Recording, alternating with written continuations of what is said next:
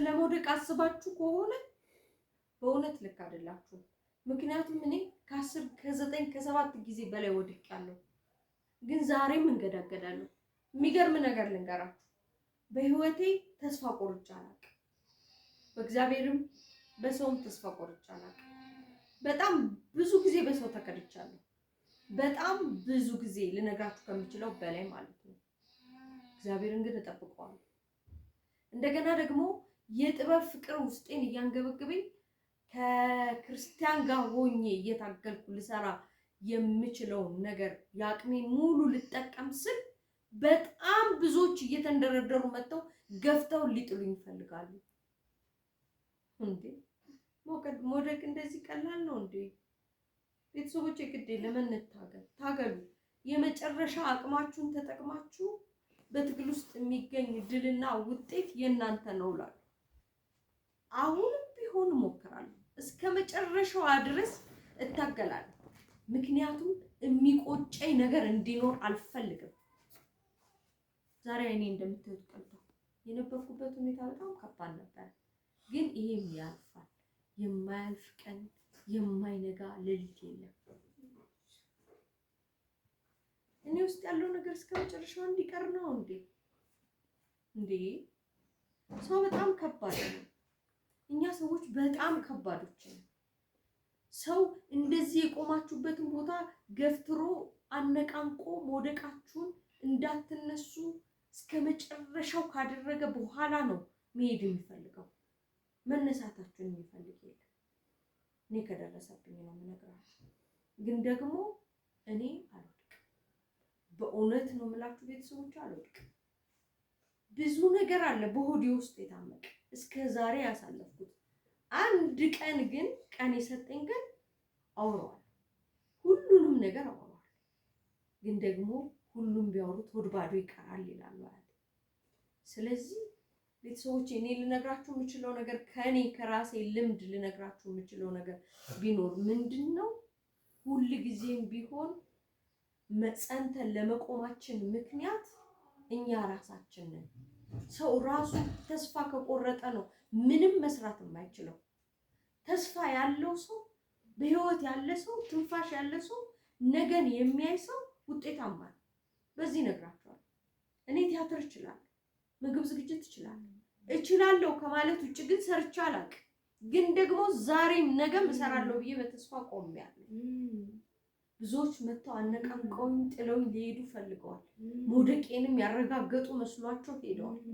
እኔ ግን አለሁ፣ ዛሬም አለሁ፣ ነገም አለሁ። ለክርስቲያን ቆንጆ እያጫወታለሁ ይላታል። እግዚአብሔር ይመስገን። ስታያት እንዴት ደስተኛ እንደሆነች ሙሉ ፕሮግራሙን አሳያችኋለሁ ወደፊት። ዛሬ ግን የምነግራችሁ እኔ እግዚአብሔርን በመጠበቅ ውስጥ ፈጣሪን በመጠበቅ ውስጥ ሁሌም ቢሆን እንደማይሰለቸኝና የሰው ልጅ እንደማልደገፍ ነው የምነግራችሁ። ሰውን አትደገፉ ቤተሰቦች። ሰውን የተደገፈ ሰው መጨረሻው ውድቀት ነው። ምክንያቱም ሰው በጠንካራ ነገር ላይ የተመሰረተ አይደለም። በተለይ ደግሞ እንደተደገፍነው ካወቀ አሁን እቺ ትንሽዬ ሕፃን ልጅ እኔን ተደግፋኛለች። ግን እኔ አሁን የተደገፈችኝን እግሬን ባነሳባት ትወድቃለች። እንዲህ ስላት ቆመች። አይገርም? ራሳችንን ችለን እንቆም። ራሳችንን ችለን ቆመን እንታገል። ማንንም ሳናምን ፈጣሪያችንን ብቻ እየተደገፈን አምላካችንን እግዚአብሔርን ብቻ እየለመንን ልባችንን ንጹህ አድርገን ለዓላማችን እንታገል። እኔ ዓላማዬን አልተውም፣ እስከ መጨረሻው ዓላማዬን አልተውም። እውነት ነው የምላችሁ። ደርሼበታለሁ። ትልቅ ሰው ነኝ። ጓድ መንግስቱ ኃይለማርያም አንድ ሰውና አንድ ጥይት እስኪቀር ድረስ እንታገላለን ብሏል።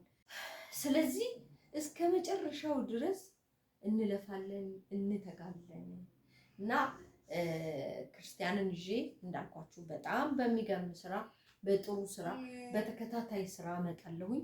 ከቻላችሁ አንድ ነገር ላስቸግራችሁ ቤተሰቦች፣ ማለት ያው ምክር ብቻ መካሪ ብቻ ሆኜ እንዳልቀር አንድ ነገር ላስቸግራችሁ። ሰብስክራይብ ያደረጋችሁት ከፍታችሁ ተውት። 4000 ዎች አወር ብሎኛል። ስለዚህ 4000 ዎች አወር ብዙ ጊዜ በዩቲዩብ ተስፋ ቆርጬ ነበረ። ብዙ ጊዜ ወደ ኋላ ወደፊት ብዬ ነበረ። ዛሬ ግን ሞራሌን አሰባስቤ ያለ የሌለኝን ኃይል ተጠቅሜ ወደ እናንተ ጋር መጥቻለሁ። ስለዚህ ቤተሰቦቼ እየከፈታችሁ ተውት፣ ዩቲዩቡን እየከፈታችሁ ተውት። ምንም አትጎዱ፣ ግድ የላችሁ፣ በእኔ ይሁንባችሁ፣ አትጎዱ። 4000 ወቻወሩ ይሙላልኝና እኔም ልስራ። በቃ ክርስቲያን ይዣለሁ፣ ቁጭ ብያለሁ ቤት ጥበብ ሳልሰራ ምናምን እያልኩ የማልቀቅስበት ጊዜ ይብቃ። ብዙ ጊዜ የተገፋሁበት የወደኩበት የተነሳሁበት ጊዜ ይብቃና አሁን ቆም ብዬ እስቲ ልስራ። ቤተሰቦች በጣም የጥበብ ፍቅር አለ። ብዙ የተደበቀ ኃይል ውስጤ እንዳለ ይሰማኛል። በተለይ ደግሞ በጥበብ በቲያትር በጣም ቲያትር ደግሞ አለመስራቴ፣ ተከታታይ የጥበብ ስራ አለመስራቴ ክርስቲያን ናት ብዬ ደግሞ ምክንያት ማድረግ አልፈልግም ክርስቲያን። ስለዚህ ቤተሰቦቼ አግዙኝ እናንተም። እኔም ደግሞ ተስፋ ባለመቁረጥ ውስጥ ነው የምኖረው ሁሉ ጊዜ። እናንተም ቢሆን ደግሞ ተስፋ አትቁረጡ።